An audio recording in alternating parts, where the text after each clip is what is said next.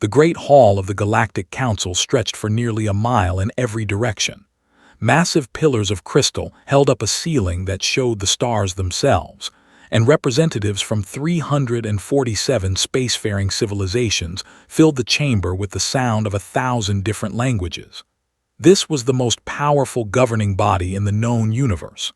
When the council spoke, galaxies listened. High Arbiter stood at the central podium, his 6 eyes scanning the gathered delegates. His gray skin was covered in ceremonial markings that told the story of his people's 10,000-year history among the stars.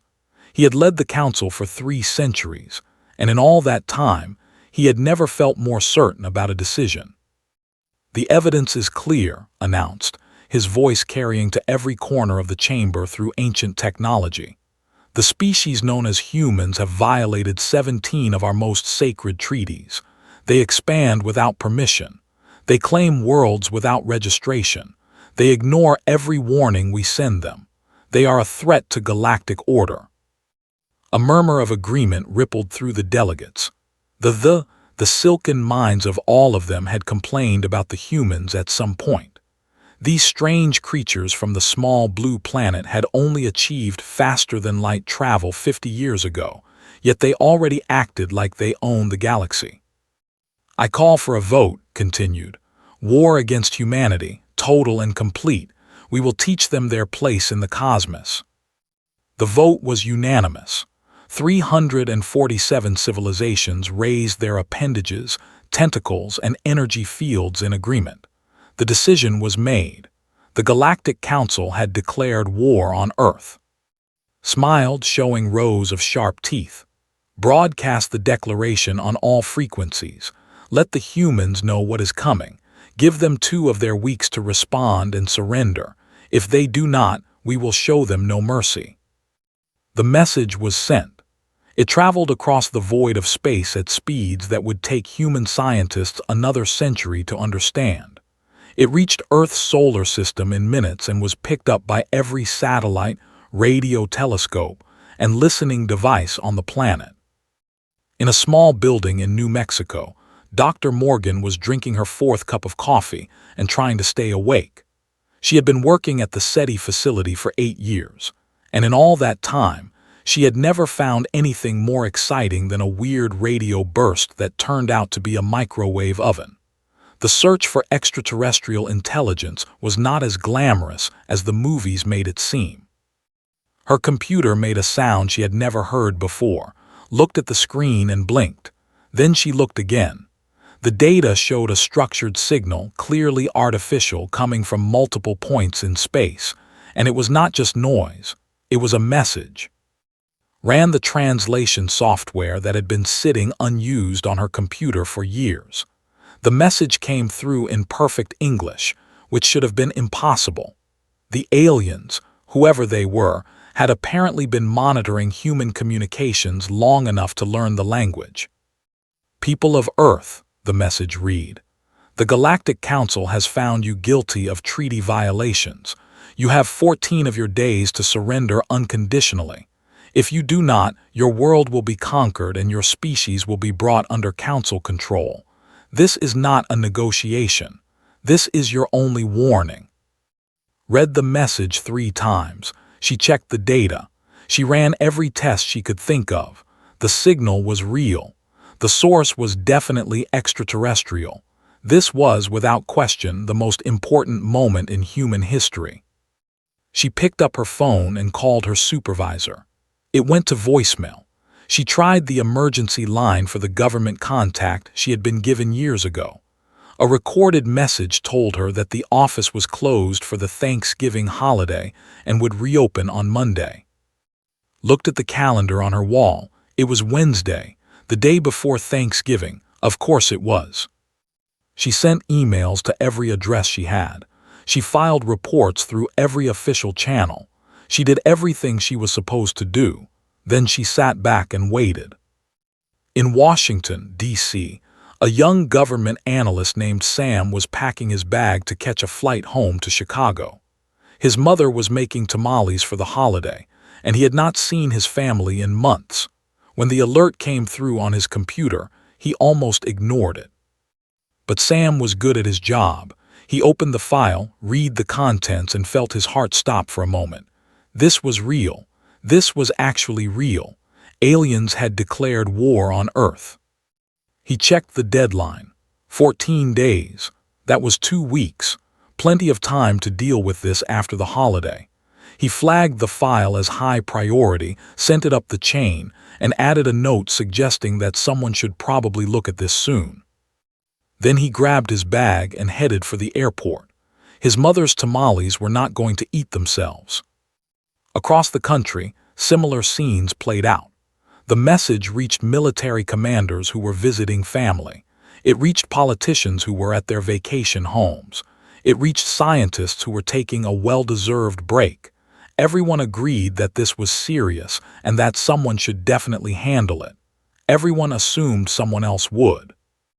In the Great Hall of the Galactic Council waited for humanity's response. He expected panic. He expected desperate pleas for mercy. He expected terrified leaders begging for more time. The humans were a young species, barely out of their cradle world. Surely they would crumble at the sight of the Council's power. Hours passed, then days. The Council received nothing, no response at all. Perhaps they did not receive the message, one of his advisors suggested. Impossible, replied. We broadcast it on every frequency. They must have heard it. Then perhaps they are too afraid to respond, paralyzed by terror. Nodded slowly. That made sense. The humans were probably huddled in their shelters, crying and praying to whatever primitive gods they believed in. He almost felt sorry for them. What did not know was that at that very moment, the people of Earth were doing something else entirely. They were deep-frying turkeys. They were watching football. They were arguing with relatives about politics. They were standing in lines at shopping centers for something called Black Friday. The message about galactic war sat in inboxes and filing cabinets, waiting for someone to get back to work on Monday. Humanity had received the most important message in its history, and humanity had decided it could wait until after the holiday weekend. 2 weeks passed. On the Galactic Council's flagship, High Arbiter watched the countdown timer reach 0. The humans had not responded. Not a single message, not a single plea for mercy, not even an acknowledgement that they had received the declaration. The silence was insulting. They choose defiance, said to his war council. Very well, Fleet Admiral, you may begin the first strike. Fleet Admiral was a massive creature, even by standards. He had commanded military campaigns for over 200 years and had never lost a battle. The idea of fighting a species that had only been in space for half a century seemed almost beneath him. It will be done, High Arbiter said. I will disable their orbital infrastructure first. Once they lose their satellites, their communication networks will collapse. Panic will follow. They will beg for mercy within days. The fleet moved into position. 200 warships, each one capable of destroying a small moon, arranged themselves around Earth's orbit. On command, they opened fire on the human satellites. The first 12 satellites exploded silently in the void of space. Then 20 more. The alien gunners were precise and efficient. Within an hour, they had destroyed nearly 100 pieces of human orbital technology. On Earth, the effects were immediate. Cable television went out in several regions. Internet service became slow and unreliable in others. Cell phone calls started dropping. It was annoying. It was frustrating. It was, according to most humans, probably just another outage. In Kansas, a farmer named Jack was checking on his cattle when he noticed something strange in the night sky. Lights were moving up there, dozens of them, in patterns that did not match any airplane or helicopter he had ever seen. Jack took out his phone and recorded a short video. "Honey," he called to his wife, "come look at this. I think something weird is happening up there." His wife came outside, looked at the sky, and shrugged. Probably the military doing exercises again. Remember when they did that thing over Wichita last year? Jack nodded. That made sense. He posted the video online anyway, just in case someone knew what it was. A few people commented that it looked fake. Others said it was definitely aliens. Most people scrolled past without caring. At the Pentagon, the situation was taken more seriously. Generals and admirals gathered in a secure room to review the damage reports. Over 100 satellites destroyed in a single night. This was not a solar flare. This was not an accident. This was an attack. Colonel Laura was called in to lead the response team. She was 42 years old, calm under pressure, and had spent her entire career preparing for threats that most people thought were impossible. An alien invasion was definitely on that list. "What do we know?" she asked as she entered the briefing room. "Hostile forces in orbit," a technician reported. "Approximately 200 vessels of unknown design. They've been systematically destroying our satellites for the past 6 hours. No communication, no demands, just destruction." Laura studied the screens showing the damage. "What about that message we received 2 weeks ago, the one about the Galactic Council?" The room went quiet. Several people looked uncomfortable. "That was deemed a probable hoax," someone finally said. "It was filed for review after the holiday." Laura closed her eyes and took a deep breath. So aliens declared war on us, gave us 2 weeks to respond, and we did nothing because everyone was on vacation. "That appears to be accurate, Colonel." "Wonderful." Laura opened her eyes and got to work. "All right, first priority is assessing our defensive capabilities. Second priority is establishing communication with these ships. Third priority is keeping the public calm. We tell everyone this is a solar flare event until we know more." The cover story went out quickly. News stations reported unusual solar activity affecting satellites. Scientists who knew better were asked to stay quiet for national security reasons. Most people accepted the explanation without question. Solar flares happen sometimes. It was not worth worrying about. In orbit, Fleet Admiral watched the human broadcasts with growing confusion. Where was the panic?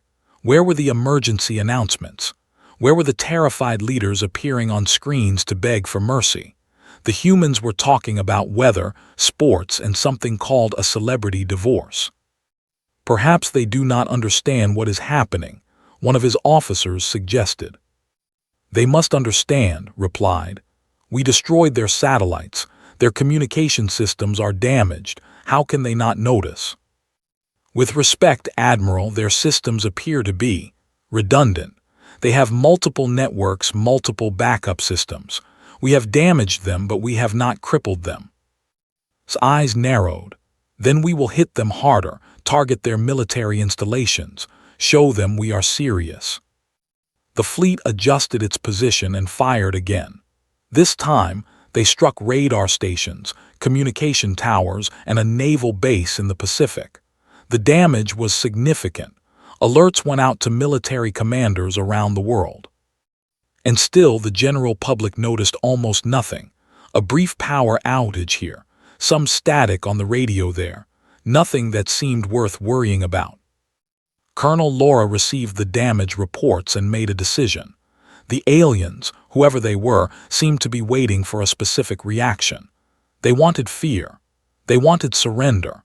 They wanted humanity to behave like every other species in the galaxy probably did when faced with superior firepower. "What if we just don't?" Laura said to her team. "Don't what, Colonel?" "Don't give them what they want. Don't panic. Don't send desperate messages.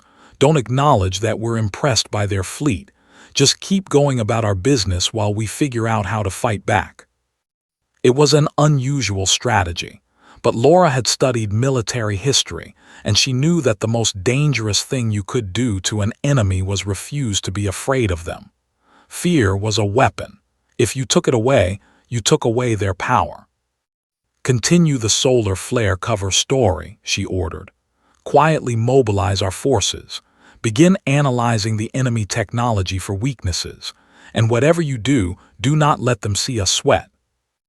On the Council flagship, High Arbiter received his latest update with growing unease. The humans were not surrendering. They were not even acknowledging the attack. They were just continuing, living their lives, going to work, watching their entertainment programs. Either they were the bravest species in the galaxy, or they were too stupid to understand what was happening. Was not sure which possibility was more troubling. "Send ground forces," he commanded. "If destruction from orbit does not frighten them, perhaps soldiers at their doors will be more convincing." The invasion was about to begin, and humanity was about to show the galaxy just how strange they really were. The invasion force descended through Earth's atmosphere in sleek black landing craft. 5,000 of the Council's finest soldiers, each one trained for over a century in the art of planetary conquest. They had taken dozens of worlds. They had never failed. Their target was a remote area of the Nevada desert. Scouts had reported minimal human presence in the region. It would be an ideal staging ground for the conquest of the American continent.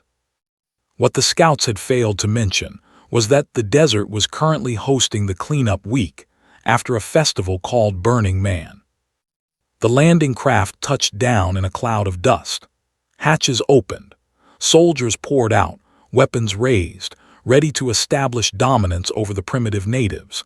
Instead, they found approximately 2,000 humans wandering around in various states of exhaustion, dehydration, and confusion.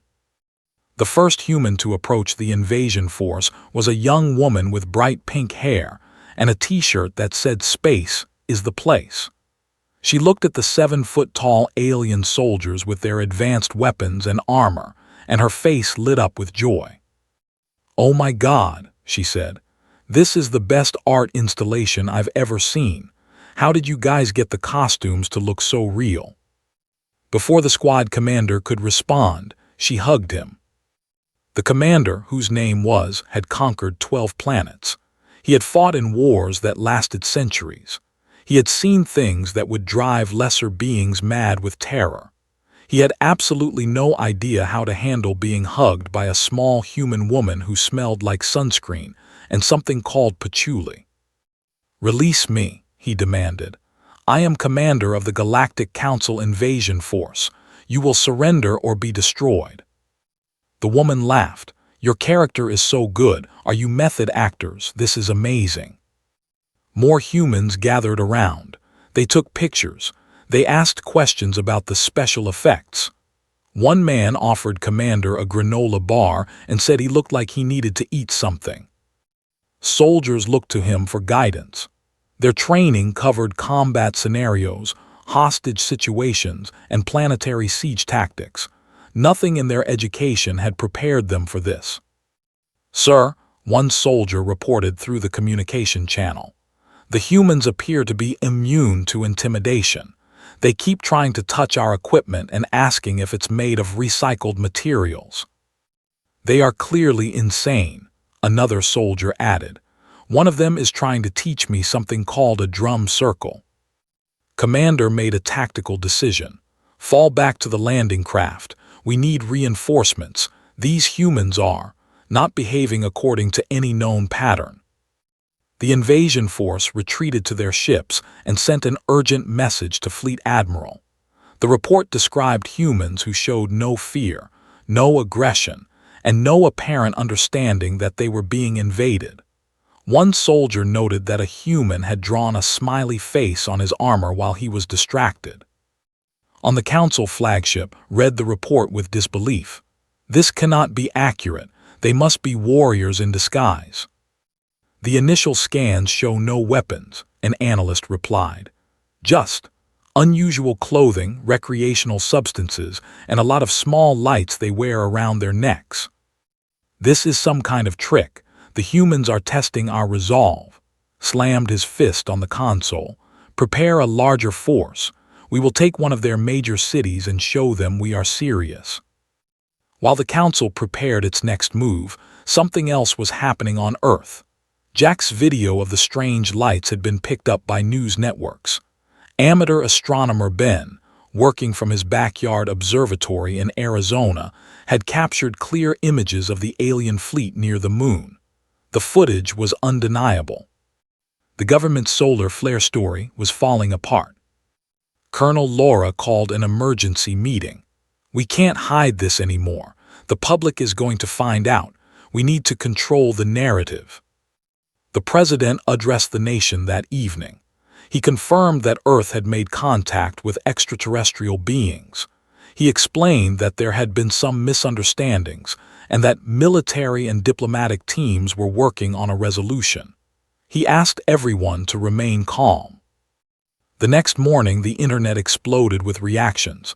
Some people panicked, some people prayed, but a surprising number of people did something else entirely. They made jokes. Memes spread across social media showing aliens confused by human behavior. Comedians performed routines about the invasion. A hashtag called Alien Problems started trending, filled with fictional complaints from the council's perspective. Tried to intimidate humans. They asked if I wanted to try yoga. A musician named Danny Wells released a song called Space War Summer within 3 days. It was catchy, ridiculous, and climbed the music charts faster than anyone expected. High Arbiter watched these broadcasts in his chambers, trying to understand what he was seeing. The humans knew they were being invaded. They knew the council had declared war, and instead of preparing to fight or begging for peace, they were laughing. "They mock us," said quietly. "They face destruction and they make entertainment." His advisor hesitated before speaking. "High Arbiter, I have been studying their history. These humans are unusual. They have spent their entire existence fighting each other, wars that last decades, weapons that can destroy cities. They seem almost comfortable with violence. Every species fights among itself eventually. That is not unusual. With respect, High Arbiter, the scale is unusual. They have weapons that could poison their entire planet. They have come close to using them multiple times, and yet they are still here. They survived their own destructive nature. Some of our analysts believe this is why they do not fear us. They have already faced extinction at their own hands. What can we do to them that they have not already threatened to do to themselves?" Considered this. The Council had conquered many species, but they had always relied on the same basic approach: demonstrate overwhelming power, watch the target species crumble in fear, accept their surrender. Humans were not crumbling. They were making songs about the situation. Meanwhile, in a private laboratory in California, an engineer named Danny Park was examining a piece of alien technology that had crashed during the satellite attacks. The military had quietly collected several debris samples, and Danny's company had been contracted to analyze them. What Danny found amazed him. The alien technology was advanced, but it was not magical. It followed physical laws that humans understood. With enough time and resources, it could be replicated, improved even. He called Colonel Laura with his findings. "Colonel, I think we can build shields like theirs. Maybe weapons too. Give me 6 months. "You have 3, Laura replied. "Work fast." The war was just beginning, and humanity was about to show the galaxy that they were far more dangerous than anyone had imagined. High Arbiter had ruled the Galactic Council for 300 years. In that time, he had overseen the conquest of 47 worlds and the peaceful integration of hundreds more. He had never, in all those centuries, felt as confused as he did right now. "Explain this to me again," he said to his chief analyst. "The humans know we have declared war. They know our fleet is in their orbit, and their response is this." The analyst activated a display showing recent broadcasts from Earth. A late-night television host was doing a comedy routine about the invasion. A news channel was debating whether the aliens preferred coffee or tea. A group of humans had gathered outside the White House with signs that said, "Welcome to Earth," and "Take me with you." They appear to be treating our invasion as entertainment. High Arbiter. Are they not afraid? The analyst paused, clearly struggling to find the right words. Their fear responses are different from what we expected. Our psychological profiles suggest that humans experience fear but often respond to it with humor, denial, or aggression rather than submission. It is a coping mechanism their species developed over millions of years of surviving predators, natural disasters, and each other. Turned away from the display. What about their military response? Surely they are preparing to fight. They are high arbiter, but quietly. They have not made public statements about retaliation. They have not displayed their weapons. They continue to act as if the invasion is a minor inconvenience rather than an existential threat. Why? What purpose does this serve? Our analysts believe it may be a deliberate strategy. By refusing to show fear or desperation, they deny us the psychological victory that typically precedes physical conquest. They are fighting us on a level we did not anticipate. Another advisor entered the chamber, carrying a data tablet with an expression of deep concern. High Arbiter, I have completed my analysis of human military capabilities. The results are troubling. Took the tablet and began reading. With each line, his expression grew darker. The humans possessed nuclear weapons. This was known. What had not been fully appreciated was the scale. They had enough nuclear devices to destroy their own planet several times over. They had built these weapons not to fight alien invaders, but to threaten each other. For decades, they had lived with the possibility of self-destruction as a normal part of their existence. More disturbing still was their history of actually using such weapons. They had dropped nuclear bombs on their own population centers. They had come within minutes of launching total nuclear war on multiple occasions, stopped only by the decisions of individual humans who chose not to press the button. They are insane, whispered. Not insane, High Arbiter. Merely different. Their psychology evolved under conditions we have never encountered. They are a species that has always lived on the edge of destroying itself. They have normalized the threat of extinction. What we offer them is simply another form of danger they have learned to live with. Set down the tablet. What are our options? A full-scale invasion would likely succeed eventually, but the cost would be enormous. Human resistance would be fierce and prolonged. They have a documented tendency to continue fighting long after rational analysis suggests they should surrender. Their history is filled with examples of small groups holding out against superior forces for years, sometimes decades. And if we threaten to destroy their planet from orbit? The advisor's face fell. That is the most concerning finding, High Arbiter. Based on our analysis of human psychology and history, there is a significant probability that they would respond to such a threat by attempting to destroy us in return, even if it meant their own annihilation. They have a concept they call mutual assured destruction. It is considered a legitimate military doctrine among their species. Sat heavily in his chair. The Council had conquered many worlds by threatening planetary destruction. No species had ever called that bluff, but humans might. They might actually prefer mutual extinction to surrender. Meanwhile, the situation on Earth was evolving. Danny Park and his team had made remarkable progress in reverse engineering alien technology. Within weeks, they had created working prototypes of shield generators.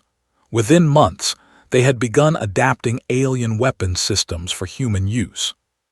Colonel Laura visited the laboratory to inspect their progress.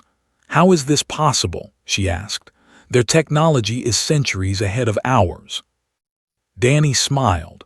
"Their technology is different from ours, Colonel, but the underlying physics is the same. We just had to figure out their approach. And honestly, they made some choices we would never have made. Their systems are elegant but fragile. Ours are messier but more robust. I think we can actually improve on some of their designs." "How long until we can deploy these in the field?" "Shields maybe 2 months, weapons probably 4, but Colonel, there's something else." Danny pulled up a display showing schematics of the alien fleet. We've been analyzing their ship designs. They're powerful, but they have weaknesses. Their shields are optimized for energy weapons, not kinetic impacts. A fast enough physical projectile could punch right through. Laura nodded slowly. You're saying we could hurt them with what we already have. We don't need their technology to fight back. Exactly. Their ships aren't designed to handle the kind of crude, brutal weapons we've been building for centuries. Missiles, rail guns, even nuclear warheads launched on simple rockets. They've never faced an enemy that fights like us. On the Council flagship, reports began arriving about human activities that disturbed the military advisors. Satellites were being launched faster than the fleet could destroy them. Underground facilities were being expanded. Industrial production was increasing. The humans were quietly, methodically preparing for a prolonged conflict. Fleet Admiral requested a meeting with the High Arbiter. His report was grim. They are not surrendering, High Arbiter. They are digging in. Every day they grow stronger while we sit in orbit doing nothing.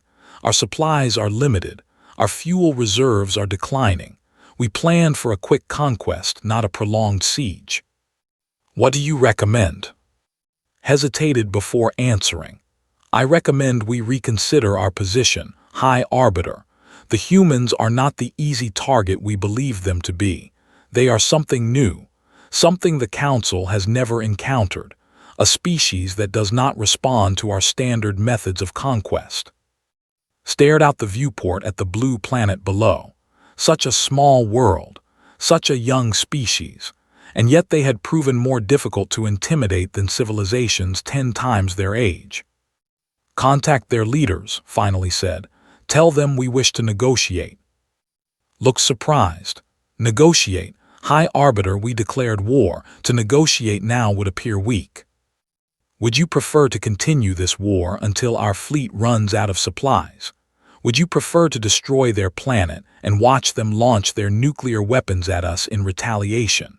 Would you prefer to explain to the Council why we lost 10,000 soldiers conquering a world of primitives? Had no answer. Contact them, repeated. Find a way to end this that allows both sides to save face. The Council made an error in judgment. I will not compound that error with pride. The message went out, and for the first time since the war began, humanity received something other than threats from the stars. They received an invitation to talk.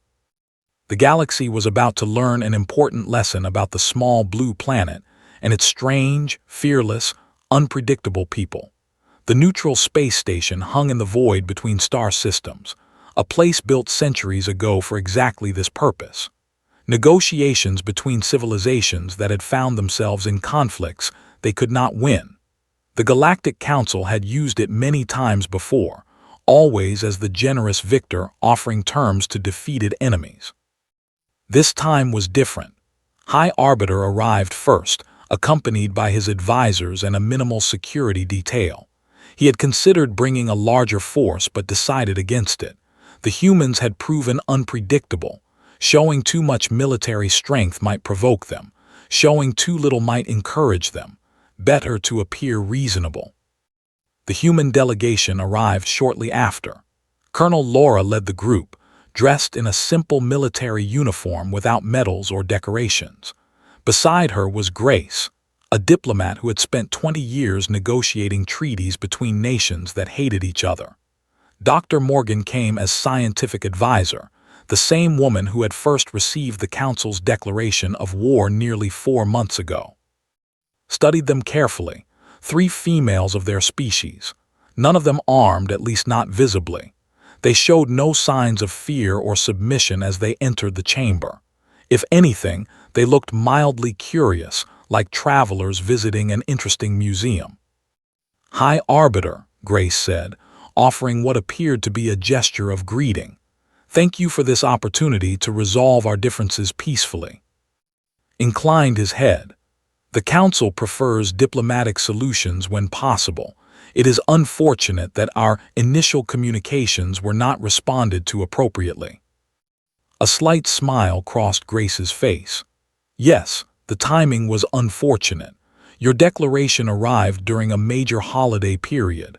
By the time the appropriate officials reviewed it, the response deadline had passed. You are saying your species ignored a declaration of war because of a holiday. We are saying our bureaucracy is sometimes slow to process unusual communications.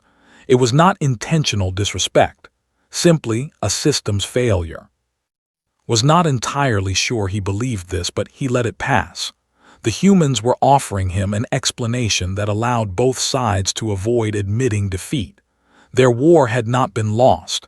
It had been a misunderstanding, a failure of communication, much easier to accept than the truth. The negotiations continued for 3 days. Both sides had demands. The Council wanted humans to stop their unregulated expansion and follow established territorial protocols. The humans wanted recognition as a sovereign species with the right to explore and settle unclaimed worlds. Neither side wanted to appear weak. In the end, they reached a compromise. The war would be officially recorded as a cultural exchange misunderstanding caused by incompatible communication systems and timing errors. All hostilities would cease immediately. Humanity would be granted provisional membership in the Galactic Council with full expansion rights in the Orion Spur, the same region they had been settling anyway. In exchange, humans agreed to several conditions. They would register their colonies with the Council. They would refrain from sharing certain weapon technologies with other species. They would participate in Council diplomatic functions as appropriate for a member civilization. There was one additional term that Grace insisted upon, much to his confusion. We want access to your cultural archives, she said. Music, art, literature from across the galaxy, entertainment programming, whatever you have. Why would you want such things? Because we are curious. We have spent our entire existence alone in the universe, wondering if anyone else was out there. Now we know there are hundreds of civilizations. We want to learn about them, all of them. Granted the request. It cost him nothing and seemed to matter greatly to the humans. He still did not fully understand them, but he was beginning to appreciate their strangeness. The treaty was signed. The war was over. 6 months later, life on Earth had mostly returned to normal. The alien invasion was remembered as a bizarre few months that had disrupted satellite television and inspired a lot of creative content. Jack's video of the lights over Kansas was now in history museums. Ben had written a book about his observations and was touring lecture halls across the country. The Burning Man Festival had added a permanent installation commemorating first contact, featuring a statue of a confused alien being hugged by a human. Colonel Laura was promoted to general and given command of Earth's new space defense initiative. She spent most of her time reviewing reports from Danny Park's laboratory, where human engineers were steadily improving upon alien technology. In another decade, Earth would have its own fleet of interstellar ships. The thought made her smile. Dr. Morgan returned to her work at the SETI facility, though her job had changed considerably. Instead of searching for signals from unknown civilizations, she now communicated regularly with the Council's scientific exchange program. She had learned more about the universe in 6 months than humanity had discovered in its entire history. Grace became Earth's first ambassador to the Galactic Council. She attended meetings, negotiated trade agreements, and quietly observed the politics of a galaxy that still did not quite know what to make of humanity. Other species treated humans with a mixture of curiosity and caution, like zoo visitors watching an animal they had been told was dangerous but seemed friendly enough. In Washington, the original message declaring war was finally processed through the proper channels. Sam, now promoted to a senior position in the newly formed Department of Extraterrestrial Affairs, received a notification that the file had been closed. He looked at the resolution status, resolved through diplomatic means. He clicked Acknowledge and moved on to the next item in his queue. On the Council, High Arbiter gave his report to the full assembly. He explained that humanity had been successfully integrated into the Council's structure. He described the treaty terms as a fair compromise that benefited all parties. He made no mention of the fleet's failure to intimidate the humans, the invasion force that had retreated from festival attendees, or the disturbing analysis of human psychology that still kept him awake some nights. When a delegate asked why the war had been resolved so quickly without a clear victory, chose his words carefully. Humanity is a young species with unique characteristics. Direct conquest would have been costly and counterproductive. Diplomatic integration serves the Council's interests more effectively. It was, technically, true. It was also the closest would ever come to admitting that the Galactic Council had essentially surrendered to a species that barely noticed it was at war. In the years that followed, humanity spread across the stars. They built colonies on distant worlds. They traded with alien civilizations. They made friends, made enemies, and made a reputation for themselves as the strangest, most unpredictable species the galaxy had ever encountered. And when other young civilizations asked how humanity had joined the Council, the answer was always the same. The galaxy had declared war on them.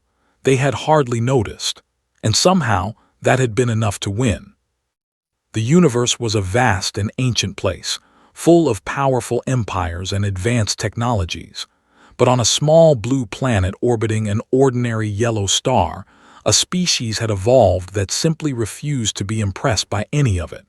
They had looked at the infinite cosmos and shrugged. They had faced the threat of annihilation and made jokes about it. That was humanity. That was their gift, and the galaxy would never be quite the same.